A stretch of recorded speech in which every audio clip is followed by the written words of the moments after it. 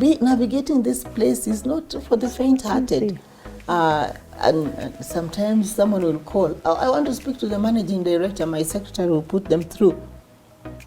Then they say, I want to speak to the managing director. And you're on the line? Yes. Sir, I am the managing director. Uko managing director ni mwanamke. Then we start the business. How do you find the grace to deal with that? Yeah, because I have been trained to anticipate this behavior. Once you've been identified as a potential leader, then the company makes sure they develop you properly into leadership. Yeah. Whatever responsibility I have been given, I have done the best that I could. Yeah.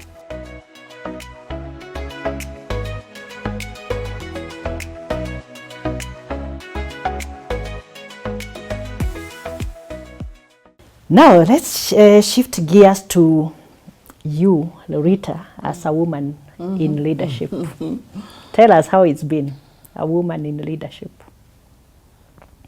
What has been the experience? Tell us, have you had any good moments, any challenges here and there? For me, the good moments have been many, because looking at my track record, I am proud. I am very proud of what I have been able to achieve, both in personal life, because we go to work so we can be able to get money, so we can be able to pay school fees and live a decent life. Yeah. So that I have been successful, and I'm happy about that. Growing a business that was at a market share of 18 when I got into leadership, to a market dominance of 54%. It's no mean feat. Amazing. For a woman leader. And also for the people. The people, you know, when you look at how I have grown in the business as a female employee is the same way all employees have grown. Yeah. So observing the journeys of our employees coming into the organization with very minimal knowledge, building their capacity to a level that you know that this employee is ready to run with this business even when we are not here. To me as a teacher is a great achievement, because I feel I've not only been doing business and making money for their shareholder, I have been impacting the lives of my colleagues and the employees that work for us. So those are happy moments, moments where I've been able to share my experience, my growth.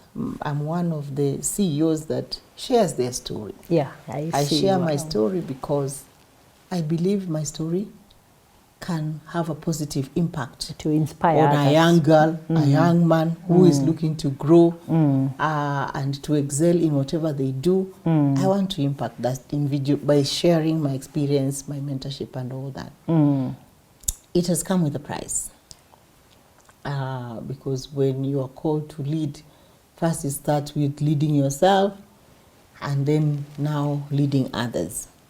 And I'm glad because for having worked for a company like General Motors, because once you've been identified as a potential leader, then the company makes sure they develop you properly into leadership. Yeah.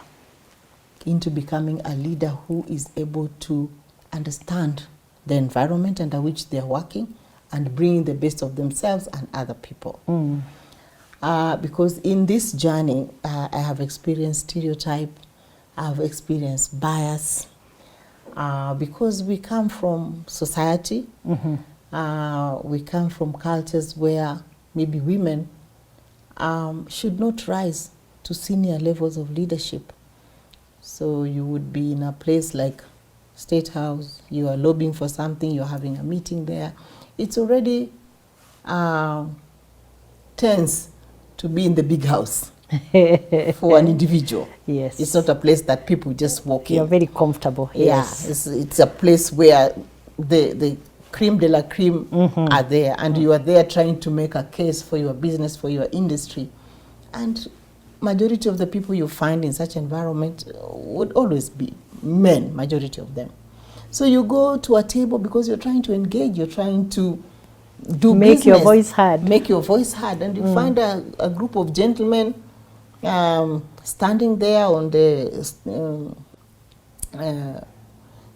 tables, and they look at you, and each carries their glass and walk away. And leave you alone. And leave you there standing, and you're like... You're talking to yourself. What happened here?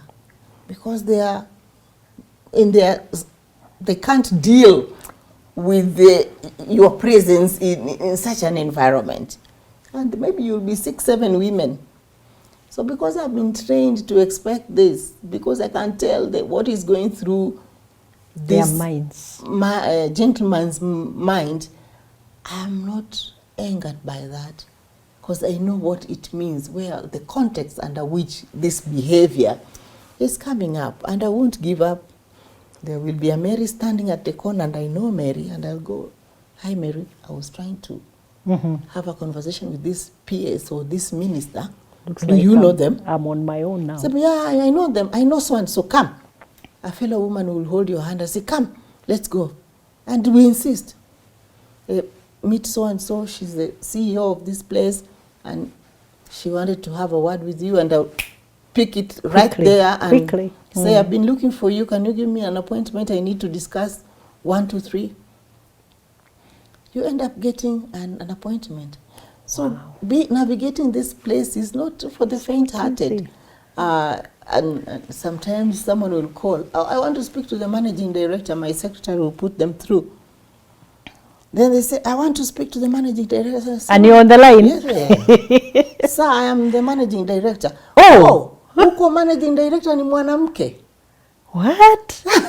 You've gone through that? And I have a good laugh.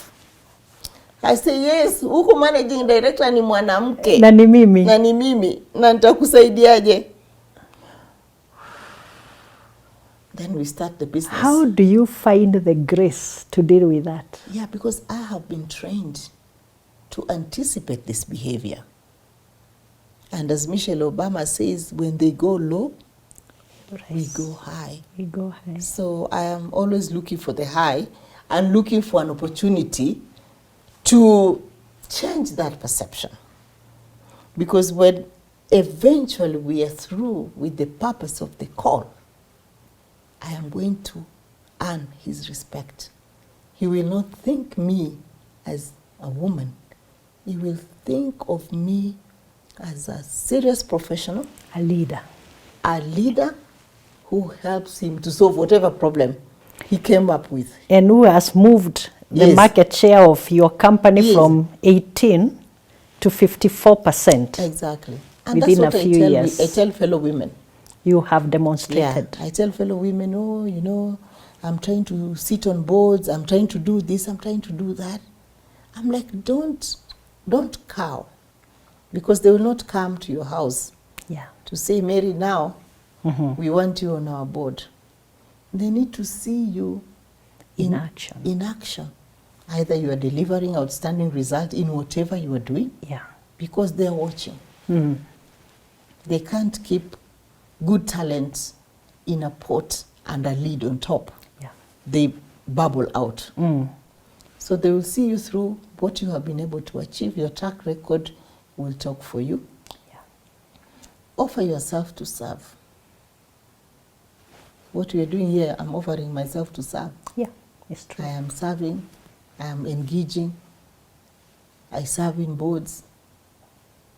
Some they pay, some they don't pay. But it is offer self to serve. So women step out in charge. You don't know where someone will find you. I've been invited to boards because I've been seen standing and talking about an issue and insisting that I must be heard. Because what I'm doing is not for personal, it's for the community. So you must listen to me. Yeah. Hear my voice. And somebody noticed you and for that. And someone comes and taps me, can I talk to you? Yeah. I'm like, what about? I want you to come and serve in my board. Join our board. And that one you get paid. And that one you get paid. And when you hear that, you say it is worth it to be out here to serve. And I encourage women, don't worry. You will be stereotyped, there will be biases, but understand we are coming from a cultural context. Yeah. And the more we're able to demonstrate what we are capable of doing, the better the other side will understand and appreciate that the world needs both. These days, women have asked me, how do you get heard? And there are also some voices that say, they who shout the loudest get heard. What do you think about that? How do you make your voice heard? In the boardroom, in the executive meeting, or any other forum for that matter? What's your approach? So my approach is depending on the issue at hand. Some issues are straightforward. Some issues are not so straightforward, where you have to lobby and canvas. I have learned a lot from the Japanese. Majority of the decisions are never had on the day of the board On the meeting. table. You roadshow your idea Before. If it is a sensitive matter that you need your voice to be heard, you can lobby And get supporters. and get consensus and explain where you're coming from and all that. When you come to the boardroom and you raise that issue, you have support Already. Or you lose it because whatever you are trying to push might not be what Not workable. is the best for the institution. So some you can win, some you can lose, and from what you lose, it's a learning opportunity. But women must be heard, and the only way you can be heard is prepare your case. What is it that you're trying to push? How can you push it? How can you, if it's a proposal, maybe it's an investment that the company needs to make, prepare well. Do your proper due diligence of the whatever you're trying to push, and go and push with reasons. I think we need to go like this, and this is. But sometimes women, they might decide just to keep quiet. But me as a female now board member and chair, I'm able to also Speak out. ask them to. With reasons. Yes, ask them to, what is your take? What do you think? And if they object, why do you and object? Sometimes that voice that was quiet seated there might say something that is going to fundamentally Change the course and the conversation. So as a chair now, I am, and a female chair, I know sometimes fellow women might wait to be called. And I call out, what do you think? Or this is coming up for discussion tomorrow, what's your take? I want to hear your voice. What do you think? What do you think? So it's experience around how do you bring the best out of people, men and women, but more so women, because men are very good at canvassing in advance, discussing in advance, and then coming to the board and pushing that agenda. Women, we can also do the same, so long as whatever we are trying to push is good for the business, for the institution that we are responsible for. Yeah. Wow, that's amazing. I know you support the diversity agenda quite strongly. Could you just briefly tell us about your support for the Women on Boards Network? Because I know you've been a key player there. So how I ended up at Women's Board Network, Women on Board Network, again, you get called. We want you to serve in our board. We need you to serve in our board. You know, the requests are many. And maybe you're already serving is in enough boards. You can't take any more. You can't take any more. So we were we found ourselves in that situation with Patricia. And we said, no, we are becoming a women club. That's Patricia Idao? Patricia Idao. We're becoming a women club. How can we have more women eligible for this? How can we bring them up? How can they be known? Because there are great women out here. Yeah. So we called Catherine. I said, Catherine, no, we are not happy with what is happening. Where are these women? Why are we being recycled? We need these women to pop up. Then Catherine quickly recruited us as ambassadors. So you come and talk to my women. Okay. And so that's how we ended up being the ambassadors. Being the ambassadors. So we give talks, celebrated women. I think I was one of those that celebrated you. Yeah, you did. The women on board. And that has been my, trophy. Yeah, we celebrated you. I was one of the panelists that were putting all this together to just showcase the talent of so many women in different sectors of our economy, in NGO space, in corporate space, in community service and all that. So that's how we ended up. But also I take classes. Okay. The mentorship program. Yeah. For board readiness for women.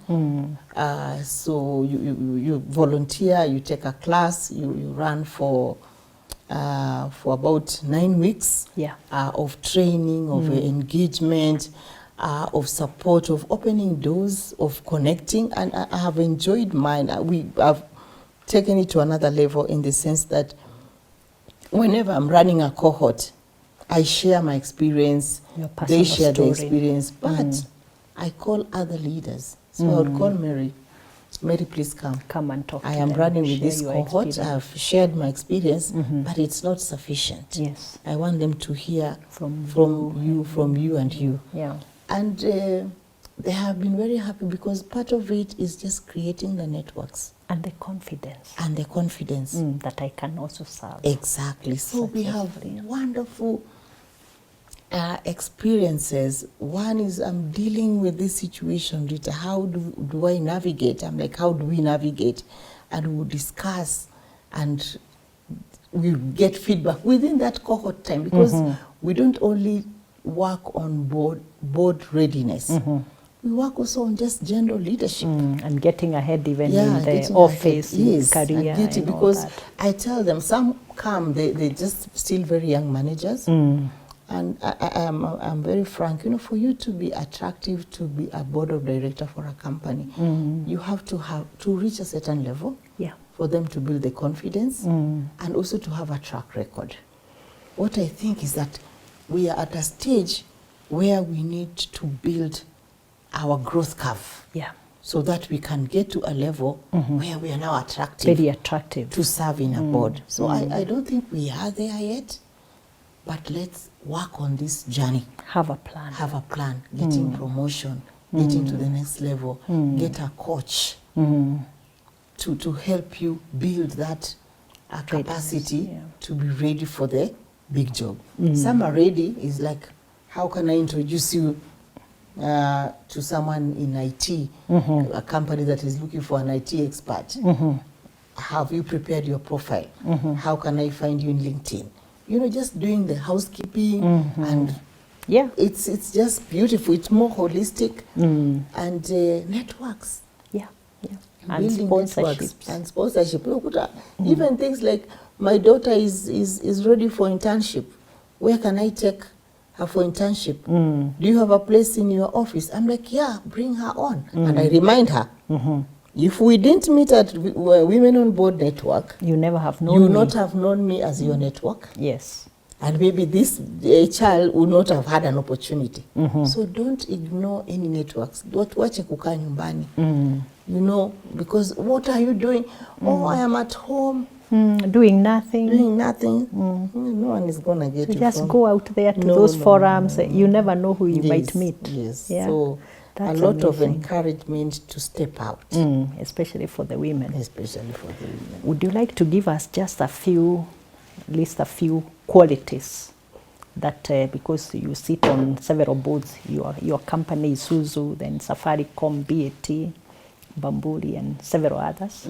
So what are the qualities that somebody needs to build to get onto a board and to serve effectively? What are the most important things?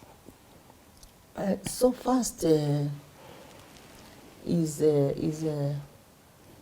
a good track record of consistent performance in your trade. Yes. Whatever it is, if you're a finance expert, marketing expert, HR, whatever, you have to have a demonstrated capability that you have been able to run a particular function or a particular company. And most of them, they go for CEOs. Traditionally, they would go for, you must have reached a level of a CEO, because when you reach a level of a CEO, then you have the right skills of a board member. Because board member, they look at vision and strategy.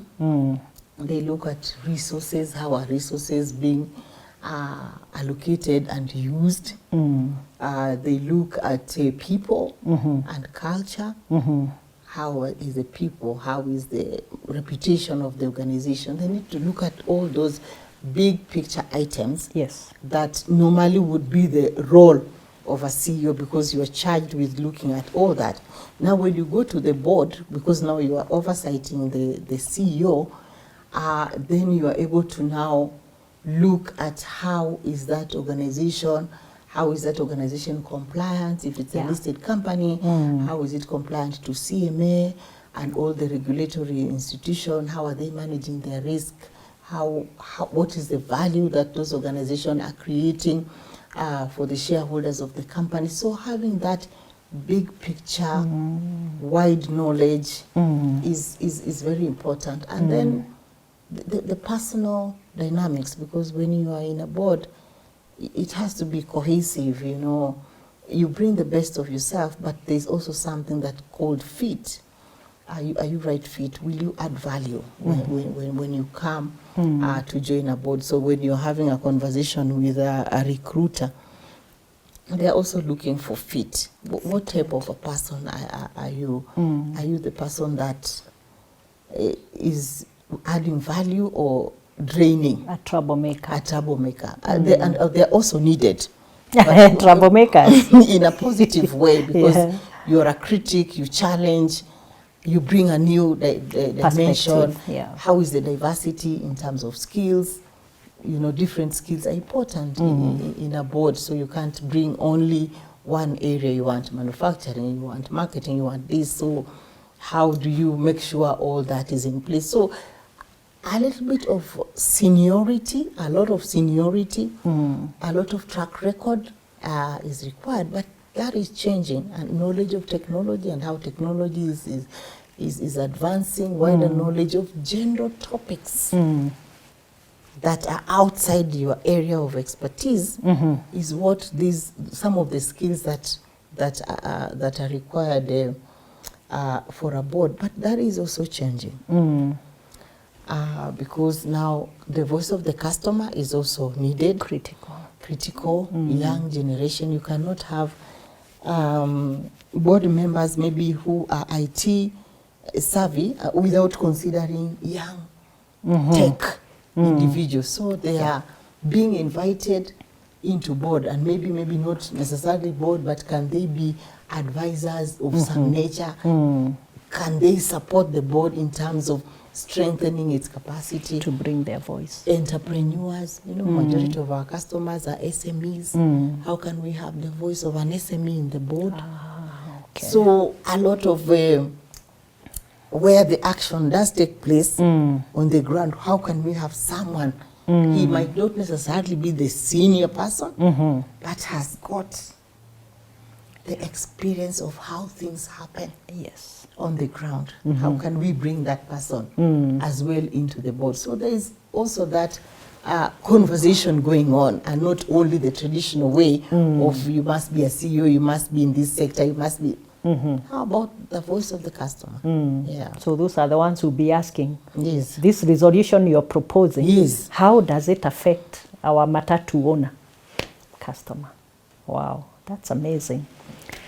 What are you reading or watching right now? Or the last time you, what do you read or watch? I am on the journey to transitioning. I turned 60 this year. Oh, another really? 2 years of contract. Uh-huh. So I am reading some books on transitioning. Uh-huh. Changing gears. It's an interesting book. Changing gears. Changing I need to gears. read that one also. Yes, you know, I transitioned last year. Yes, changing gear. I will send two of them. One is changing gear, the other one I can't remember, but they're all about The transition. The transition into new other exciting phases of our lives. So I'll be right behind you. We are waiting to see how it will be after Isuzu is done. I mean, fantastic. A lot of exciting stuff still ahead. Yeah. Yes. That's amazing. So, what would you tell our young ones, boys, girls, young adults? What should they be looking out for as they plan on getting ahead in their careers or businesses or whatever they want to do? In my career, I have really not planned it in a way you sit down and say, this is what I will do. And step by step. Step by step, no. Whatever responsibility I have been given, I have done the best that I could. Yeah. So I have been developing my leadership model, and it is applicable to leaders, and it's also applicable to young people who are advancing and progressing their career. Yes. And the model is called CARE. Care. CARE. As in C A-R-E. A-R-E. CARE. Okay. Caring. Care. Yeah. And C is about commitment. Commitment. In whatever area a young person finds themselves, they have to commit to what they are doing. Yes. Whether you're in school, you are a photographer, you're a journalist, you are a teacher, in that responsibility that you have, however humble it might look or sound, are you committed? Do you give it your time? 100%. Yeah. Do you give it the best of yourself? It might not be the thing that you love, but so long as you have taken it up, give it your very best, for you do not know who is watching. Yeah. So A is for, it's like an A squared. It is about adaptability, but first awareness. Awareness and adaptability. When I joined Isuzu, General Motors then, I was aware of my strength. I was aware of my limitations. I was not an engineer by profession. I was a teacher. But as a teacher, I bring understanding of human behavior, relationships and all that. And I use that, and I have used that strength to the maximum. To the maximum. And it has propelled me to where I am today. So what are those strengths that could be acquired through learning or are just natural about yourself? Are you aware of them? How can you use them? Because that's where your power sits. Talent and gifts, they sit there. What are those? And then the ones that you don't have, how can you get them from learning? And how can you get them from other people? Because we live in a community. When you are especially in a workplace, you don't have to know everything. There is someone who knows something you don't know. In depth. Yes, in depth. How can you leverage that and invite them to the table and say, I need to use this skill of yours. You're very good in technology. We are having a technology issue here. Come to the table and bring the best of yourself. So being aware of yourself, your skills, your capability, being able to learn other people and understand, empathize, support, and do all that, to me has been wonderful. Yeah. And it is applicable to all of us because we engage and interact as human beings. I tell my people, if I come to this office, it's a great factory. If there's nobody here, what is it? I can't do anything myself. Can't do anything. It's nothing. In fact, it's valueless. Yeah. But when we gather, We achieve a lot. there's life. It's a business. We are doing business, we are making money.